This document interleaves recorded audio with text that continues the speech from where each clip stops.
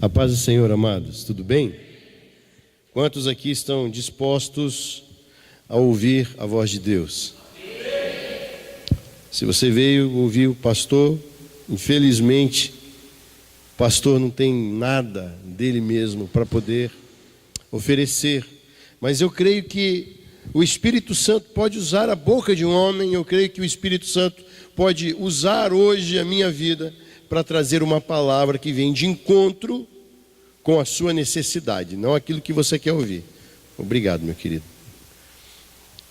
Eu quero que os irmãos, por favor, abram as suas Bíblias lá no livro de Apocalipse. Eu quero tomar aqui alguns versículos como base do tema que Deus colocou no meu coração e confirmou, inclusive, nesse culto, na hora da oferta.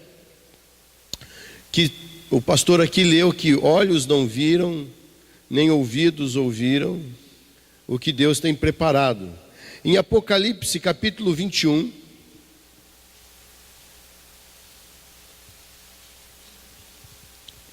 nós vamos ler o versículo 5 ao 8. Apocalipse capítulo 21, do versículo 5 ao 8. Deus colocou essa frase no meu coração ontem à noite, né? Fiquei até de madrugada acordado e acordei de madrugada. Deus me incomodou e o tema é: a promessa vai se cumprir. Apocalipse 21, 5 a 8, está aqui no telão para os irmãos poderem acompanhar, aqueles que porventura hoje não trouxeram suas Bíblias, amém? Diz assim: e o que estava assentado sobre o trono disse: eis que faço nova todas as coisas. E acrescentou: escreve, porque essas palavras são fiéis e verdadeiras. Disse-me ainda: está cumprido. Eu sou o Alfa e o Ômega, o princípio e o fim. A quem tiver sede, de graça lhe darei a beber da fonte da água da vida. Aquele que vencer herdará essas coisas, e eu serei seu Deus, e ele será meu filho. Mas quanto aos medrosos, aos incrédulos, e aos abomináveis, e aos homicidas, e aos adúlteros, e aos feiticeiros, e aos idólatras, e todos os mentirosos, a sua parte será no lago ardente de fogo e enxofre, que é a segunda morte. Amados, muito nós temos falado, muito Deus tem colocado no nosso coração para poder trazer à igreja o despertamento, o alerta que Jesus Cristo está voltando. Nós temos tantos sinais, tantas profecias já cumpridas, que eu me atrevo a dizer que talvez nós, os mais, os de meia idade, dos quarentão, nós não vamos chegar a ter netos, aqueles que ainda não têm.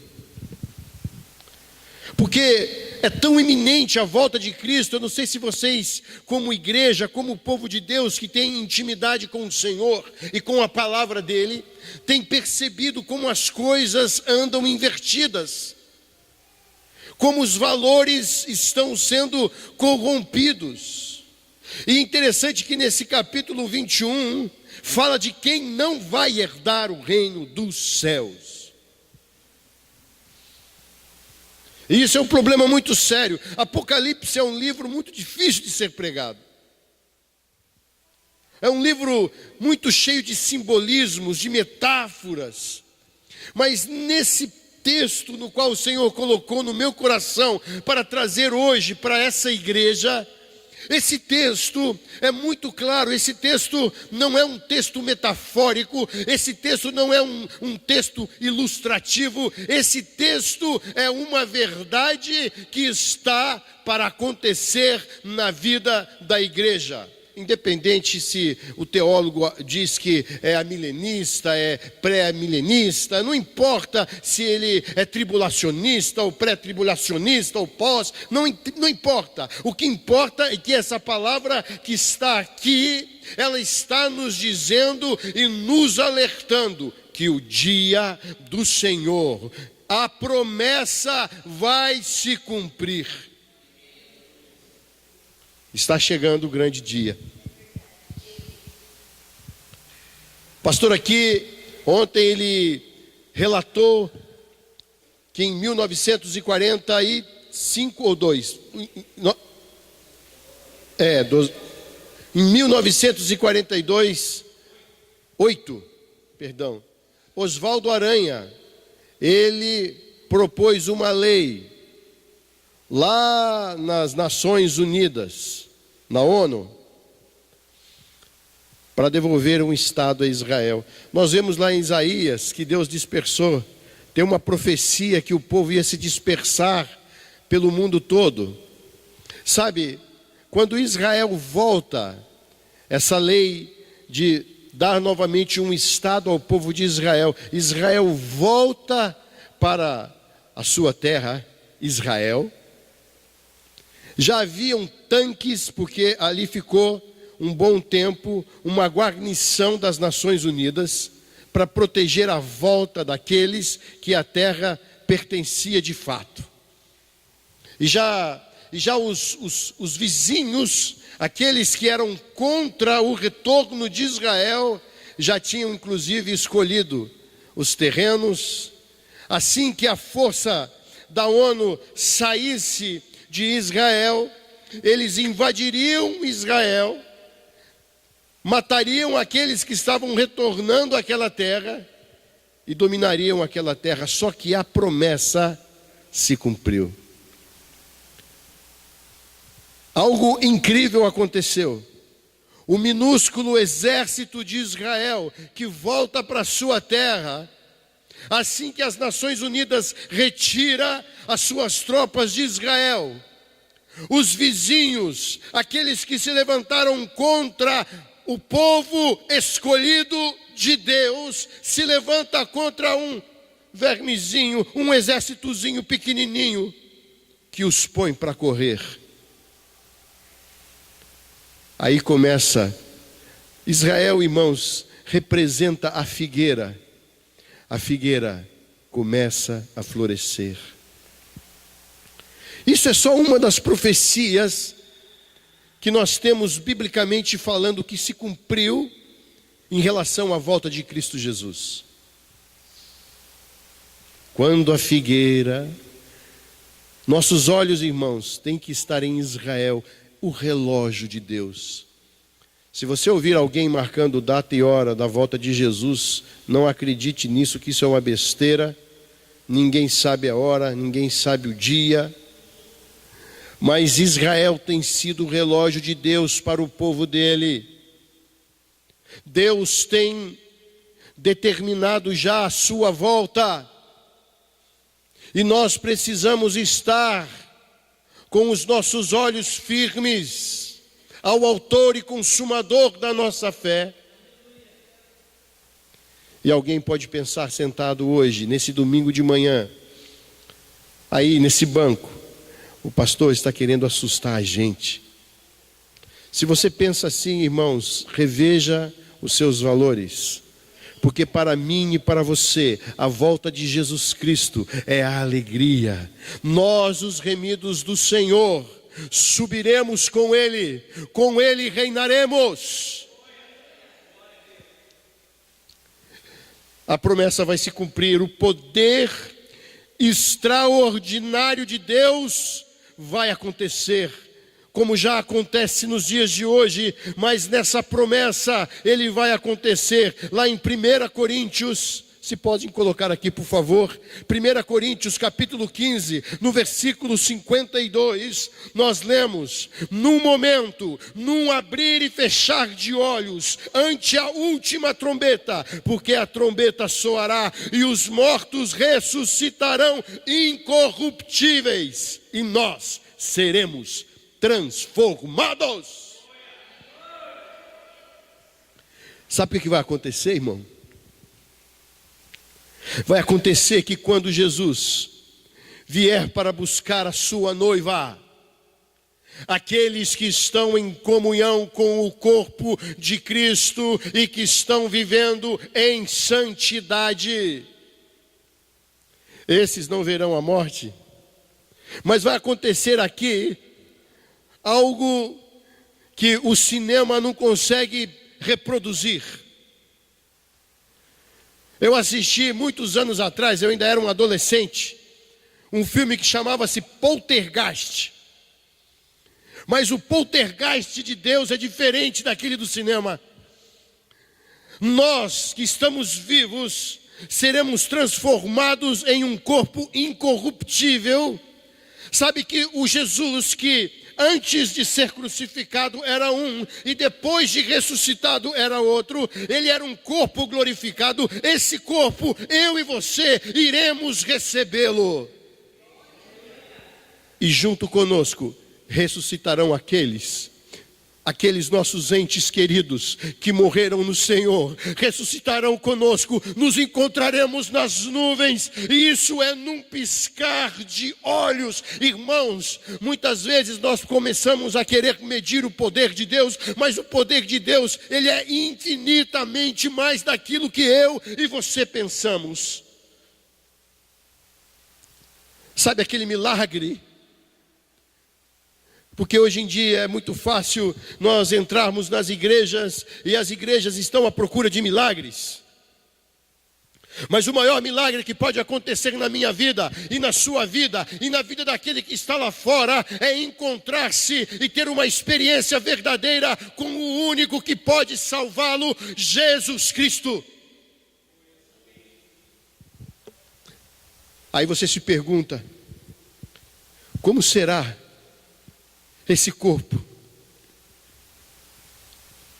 Somente Deus, irmãos, pode dar a mim e a você aquilo que é inimaginável. Eu não sei se existe essa palavra, mas nós não podemos imaginar, como foi lido aqui, que olhos não viram e nem subiu ao coração do homem. É algo extraordinário. Irmãos, eu quero trazer aqui a você a esperança viva de que você não é um copinho descartável que se coloca em cima de uma mesa para se tomar um suco, mas você é a criação de Deus. Deus tem um plano para você, Deus não desistiu de você, e eu digo que a porta ainda está aberta para que você possa entrar por ela. Ah, pastor, os tempos estão tão difíceis, mas amado irmão e amada irmã, Jesus, ele viveu um tempo difícil.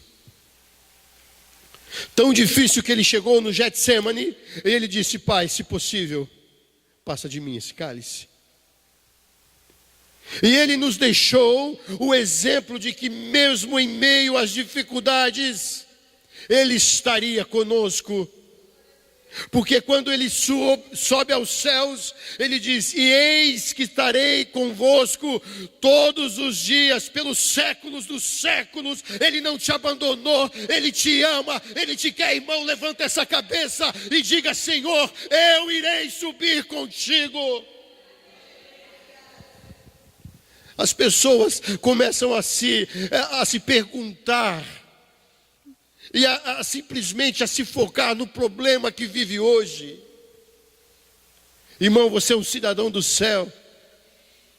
Na sexta-feira aqui foi pregado que nós precisamos pensar nas coisas que são de cima. Nós somos templo do Espírito Santo. E o que nós estamos pensando? Tem um ditado que fala pensando na morte da bezerra. Eu não entendo muito bem esse ditado. Eu não sei por que pensar na morte da bezerra. Talvez é a desocupação. E mente desocupada é a oficina do diabo, irmão. Mente desocupada só pensa abobrinha. Uma salada de fruta venenosa, que mata. O poder extraordinário de Deus se manifestará nesse grande dia, aonde eu e você subiremos nas nuvens. E lá o anjo vai chamar o irmão e falar assim: canta a música do barquinho. Né, irmão Acides? Nós precisamos, irmãos, viver, não o que está aqui. Há um mês ou 2 meses atrás nós não temos crise. Mas pastor, e a crise está aí, está todo mundo louco. Irmão, nosso governo não é esse. Comece a pensar nas coisas que são do alto. Você vai ver o poder extraordinário de Deus se manifestar na sua vida. Um dia você vai olhar para as coisas que você se preocupava e vai dizer assim: Senhor, como eu era fraco. Mas hoje, com essa glória manifestada em minha vida, eu posso ver que o Senhor sempre cuidou de mim, sempre esteve ao meu lado, sempre me protegeu. Somente Deus sabe o tempo certo. Esse tempo está chegando, irmãos. Ao soar a trombeta, quando soava uma trombeta, lá no contexto histórico de Israel, era um sobreaviso, porque a trombeta ela significava um alerta. E quando essa trombeta soava, ou era para o povo sair à guerra, ou então quando essa trombeta soava, é porque avistava o inimigo de longe. Alguma coisa estava para acontecer. Mas quando a trombeta do Senhor tocar, a última trombeta, é o chamado para a minha vida, para a sua vida, para que você e eu possamos ter o cumprimento da promessa na eternidade. É uma coisa tremenda, é algo profundo. Tem mais algo que eu quero dizer em relação a essa palavra, que o controle absoluto é de Deus. Mateus está aí também no telão. Mateus 24, 30 e 31. Então aparecerá no céu o sinal do Filho do Homem, e todas as tribos da terra se lamentarão. E verão o Filho do Homem vindo sobre as nuvens do céu, com poder e grande glória. E ele enviará os seus anjos com rijo clamor de trombeta, os quais ajuntarão os seus escolhidos. Diga, eu estou nessa. Desde os 4 ventos, de uma a outra extremidade do céu. Ai, irmão, ele vai vir. O poder absoluto pertence a Deus. Eu sei que nos nossos tempos, nós temos ouvido na mídia, visto coisas que entristecem muito o coração de Deus. Vemos não somente valores morais invertidos, mas também vemos valores espirituais sendo banalizados por líderes sem escrúpulos e sem o temor de Deus em seu coração. Talvez você entre nessa igreja e comece a se questionar, dizendo: ali a palavra sempre tem um rigor maior.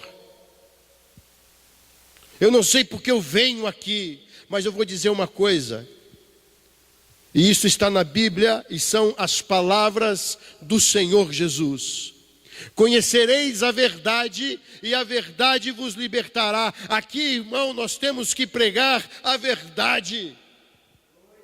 É ela que liberta, porque muitas vezes dói sarar uma ferida, dói tratar uma ferida, mas quando ela é tratada conforme tem que ser medicada, nós temos a cura daquela ferida. Vai ficar uma cicatriz, Mas o poder absoluto é de Deus, irmãos. Quantos pastores eu vejo na mídia usando a palavra de Deus e manipulando o povo, que muitas vezes sofre por falta de conhecimento. Eu não estou falando de uma só denominação, são várias. O que está acontecendo? Está acontecendo o que está na Bíblia. Nos últimos tempos se levantariam falsos mestres, falsos profetas, falsos pastores. Irmão, leia lá Jeremias 23, o que vai acontecer com os falsos pastores. É uma responsabilidade tremenda ocupar uma tribuna como essa para trazer a palavra do Senhor à igreja. E aí vem um desclassificado qualquer e joga um monte de lixo. Você come lixo, irmão? Eu não consigo comer lixo. É mal cheiroso, fede. Às vezes assim está sendo tratado muitos que não têm discernimento da parte do Senhor, têm colocado sujeira no seu coração. Mas o poder absoluto ainda é de Deus e permanecerá eternamente a Ele.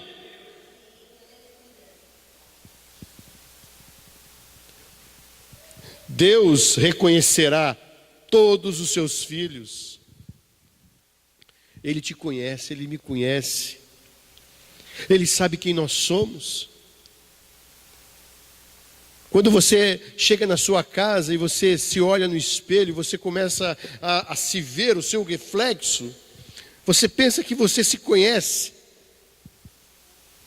Mas tem alguém que conhece você muito mais além do que você mesmo se conhece.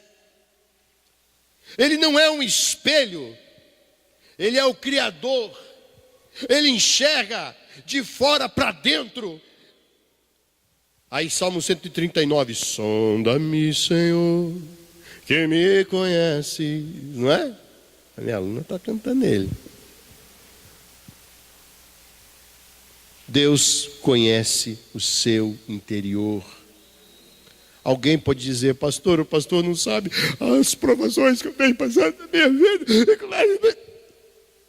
Eu não sei, mas Ele sabe. E se você tem passado provação na sua vida, eu vou dizer e repetir mais uma vez: você é forte. Está difícil, irmão, é porque você é forte. Ele não dá aquilo além de que você possa suportar. Às vezes eu paro e falo, Senhor, não vou aguentar, eu vou arriar. Aí o Espírito fala assim, eu não coloco nenhum peso além daquilo que você possa suportar, meu filho. Vai em frente, vai. Para de reclamar. Vai em frente. Abre a sua boca e glorifica o Senhor, irmão. Vai dizendo, Senhor, o negócio está feio para o meu lado, mas eu sei, Senhor, o que é meu está guardado. Eu não abro mão. É meu, porque o Senhor me deu pela sua infinita graça.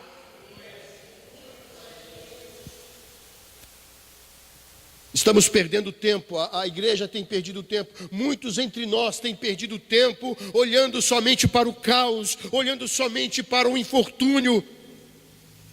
Nós precisamos olhar para frente, precisamos olhar para o alto. Elevo os meus olhos para os montes, de onde me virá o socorro? O meu socorro vem do Senhor, que fez os céus e a terra. Davi sabia o que estava falando? O homem tinha intimidade com Deus. Precisamos entender que Deus reconhece os seus filhos. Ele sabe quem você é. Ele te conhece. Ele está te moldando, está moldando a minha vida. Todo mundo aqui está em processo, irmão. Todo mundo aqui, eu e você, aqui ninguém é perfeito. Jesus. Pastor. Se Deus colocasse nesse telão os meus defeitos, eu nem sei aonde eu ia enfiar a minha cara.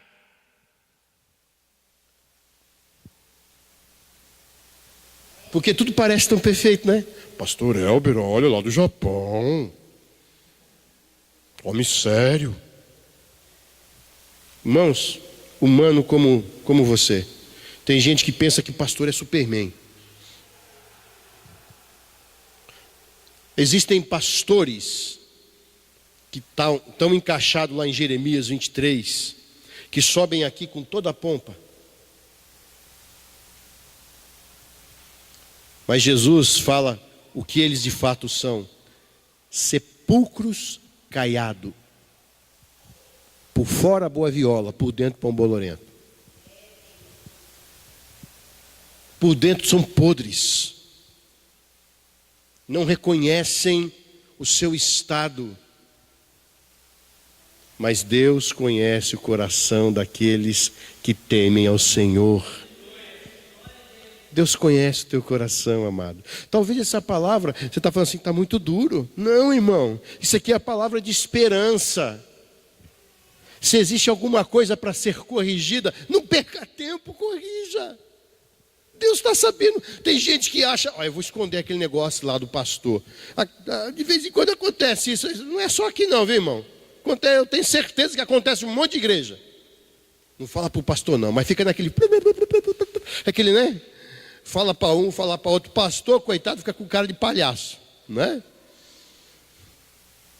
Aí o que acontece? Deus conhece tudo. Esconde do pastor, mas não esconde de Deus. Tem um versículo na Bíblia que fala assim: tudo virá à luz. Uma vez um irmão, vou contar isso aqui como, não é nem como testemunho, mas como uma ilustração, infelizmente uma ilustração verdadeira. Uma vez um irmão, amigo, eram dois amigos, um estava casado e o outro era solteirão, né? O irmão, o casado, teve que fazer uma viagem longa, demoraria uns 3 meses. O outro foi lá alisar a mulher do coitado do amigo dele. Depois que fizeram o serviço, nem vou precisar falar o que fizeram, né, irmão? Depois que fizeram o serviço, fizeram um pacto de sangue. Olha, não vamos contar para ninguém, hein? Tudo veio à luz. Eles não precisaram contar, irmãos. Tem um Espírito Santo que revela. Às vezes nós pensamos assim: eu vou esconder esse pecadinho ninguém vai ficar sabendo. Mas Deus sabe, Deus conhece. Essa palavra, irmãos, é para dizer que lá na glória, para quem que é essa palavra? Se é para mim, eu tenho que dizer assim: Senhor, eu preciso manter o foco, porque o meu governo, quem me governa, é lá de cima. Você não paga imposto aqui? Você não é um bom cidadão, você não paga suas contas. Você é um homem que está debaixo de uma lei. Assim é a lei de Deus, só que ela não se vê. Vem lá de cima. E isso eu entendo que o comando total é de Deus. 1 Tessalonicenses agora. 1 Tessalonicenses capítulo 4, versículo 16. Olha assim: porque o mesmo Deus descerá do céu com alarido e com voz de arcanjo e com trombeta de Deus, e os que morreram em Cristo ressuscitarão primeiro. A volta de Jesus Cristo é iminente. Ninguém pode marcar, ninguém pode dizer quando, mas uma coisa você pode fazer, e eu também posso fazer: crer e esperar que Ele está voltando. Nada, irmão, irmã, nada poderá interferir na ação de Deus. Aí você me pergunta: pastor, mas eu sou tão cheio de pecado.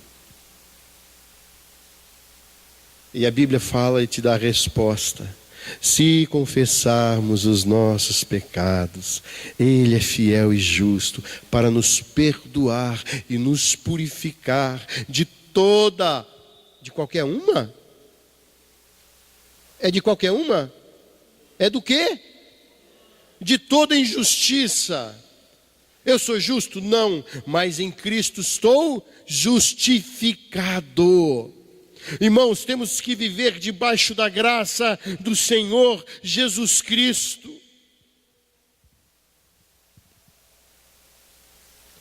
Você vai alcançar a sua vitória. Você vai alcançar a sua bênção. Você vai alcançar lugares altos. Mas não é aqui não. Eu não tenho nada contra as pessoas que pregam a prosperidade em Jesus Cristo. Eu só tenho contra que não é a mesma prosperidade que Cristo diz na sua palavra. Tem um versículo que fala: estejais contentes com o que comer e com o que investir. E quando eu falo assim que eu tenho que comer o melhor dessa terra, esses dois versículos eles se cruzam. O que é o melhor dessa terra, irmão? Você vai andar pelado? Isso é o melhor? Andar nu aí no meio da rua? Não, isso não é o melhor. O melhor é eu andar de chinelinho havaiana, recebendo aquele frescor do vento no meu pé. O melhor é eu andar com uma camiseta de algodão.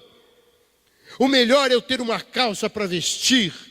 O melhor é quando eu chego na minha casa e eu sinto aquele cheirinho, arroz, feijão e ovo.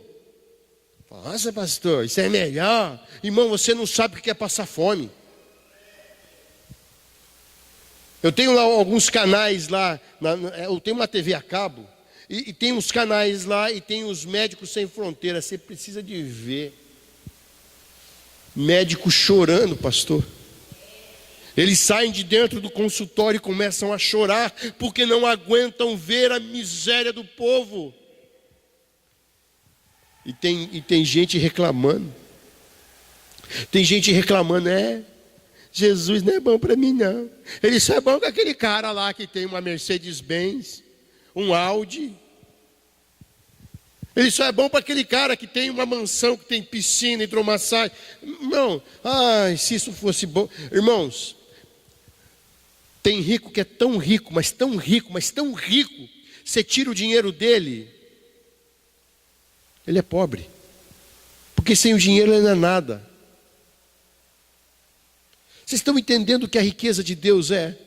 Qual é o presente que Deus deu para mim e para você? O presente que Ele nos dá é incorruptível. A trombeta vai soar. A trombeta vai soar. E sabe quem que vai ouvir essa trombeta? Aleluia. Jesus, eu quero subir logo. Porque tem crente que morre de medo, né? Jesus está voltando, irmão, e agora? Irmão, é a graça. Irmão, o Senhor morreu por você e você está se perguntando se você vai subir para o céu. Irmão, você tem que abraçar essa promessa. Você é um escolhido do Senhor. Ele te escolheu antes da fundação do mundo. Ele morreu por você. Ele venceu a morte por você, para você dizer assim: será que Ele quer que eu vá para o céu? Ele quer que você vá para o céu. Ele quer ter um relacionamento. Você já imaginou, irmão? Eu não sei, pastor. Eu posso até estar falando besteira. Depois você mete o cajado em mim, pastor, porque o Senhor é meu pastor. Eu começo a imaginar lá no céu, quando eu chegar, eu acho que os anjos vão começar a correr atrás de mim, que cadê Abraão? Eu quero dar um abraço nele. Cadê Moisés? Eu quero conhecer Moisés. Sabe, eu quero jubilar. Eu quero extravasar tudo que está preso aqui, está entendendo? Porque, sabe, parece que os irmãos pensam que é historinha. Moisés abriu o mar, Moisés abriu o mar, historinha. Irmãos, Deus usou homens tremendos, teve dois. A Bíblia fala que Enoque andou com Deus. Deus falou: tem que tirar esse homem da terra. Esse homem não pode ficar aí. Não conheceu a morte. Eu cantava um hino, um garotinho na escola dominical. Enoque andou com Deus e Deus para si o tomou. Faça como Enoque, pois Enoque andou com Deus. E você? E Elias? Você já pensou você encontrar com homens como esse? Aí a gente fica olhando, eu fico imaginando, Senhor, lá na glória, Jesus do céu. Como vai ser lindo. Eu e você lá, irmão, nós vamos chegar lá um vai olhar para o outro e falar: Jesus, eu não falei para você que era melhor do que a gente falava lá? É muito melhor do que a gente falava, do que a gente pensava. A glória é diferente, irmão. É o poder de Deus se manifestando na nossa vida, na eternidade. O negócio é tremendo. E tem uns crentes que pensam que vai chegar lá. Irmão, escuta o que eu estou dizendo, que eu tenho certeza disso. O céu é lugar de barulho, viu? Os que se incomodam com barulho vai sofrer lá, porque lá vai ser assim: é glória daqui, é glória de lá, é aquele coral cantando, louvando a Deus, expressando a sua gratidão. Nós vamos estar, irmãos, sendo completamente, olha, você começa a imaginar, irmão, você não vai ter problema, você não vai ter conta para pagar. A única coisa que você vai fazer é se prostrar aos pés do Senhor e adorá-lo, falar: Senhor, o meu prazer é te adorar, como nós cantamos aqui. Porém, isso me dói muito. Alguns não poderão chegar lá, porque ouviram uma palavra como essa e não abriram seu coração. Se eu pudesse dizer que eu tenho uma fotografia do estado do mundo hoje, eu diria: esse versículo: aquele que vencer herdará estas coisas. Eu serei seu Deus e ele será meu filho. Até aí estamos nós. Mas no versículo 8, lá o primeiro que nós lemos, põe aí Apocalipse 21. É o primeiro do telão. Mas quanto aos medrosos, e aos incrédulos, e aos abomináveis, e aos homicidas, e aos adúlteros, e aos feiticeiros, e aos idólatras, e a todos os mentirosos, a sua parte será no lago ardente de fogo e enxofre. Eu quero encerrar essa palavra dizendo que ainda há tempo. Ainda há tempo, irmão. Eu tenho um filho que eu tenho orado por ele. Como dói um pai saber que se Jesus volta agora, o seu filho não vai subir. Mas a palavra de Deus, ela é imutável. E é para aqueles que temem o Senhor Jesus. E hoje é tempo de acordarmos. Hoje é tempo de nos levantarmos e dizer: eis-me aqui, Senhor. É tempo, sim, de sofrermos, mas também de jubilarmos, entendendo que Deus olhou para a minha miséria e me salvou. O que me resta a mim e a você, amado e amada irmã, é orarmos e clamarmos e vigiarmos, prantearmos por aqueles que se encontram perdidos. Existem barreiras? Existem. Mas Deus, Ele nos deu poder. Ele fala: tudo que ligares na terra será ligado no céu, e tudo que desligares na terra será desligado no céu. Há um poder na vida da igreja que nós ainda não conhecemos. Porque quando aquele versículo que Jesus, quando institui a igreja, ele fala que as portas do inferno não prevalecerão contra a igreja. Sabe o que ele está dizendo? Tem gente que pensa que é o inferno que está atacando a igreja. Não é não, irmão. É o contrário.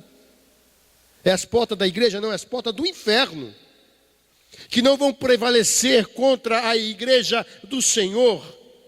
É nós que vamos saquear o inferno, pessoas que estão à porta do inferno. Nós temos a incumbência de falar do amor de Jesus, de transmitir a liberdade que há no nome poderoso de Cristo Jesus, para que essas vidas recebam a salvação. Está entendendo? Eu quero orar com você. Vamos ficar de pé.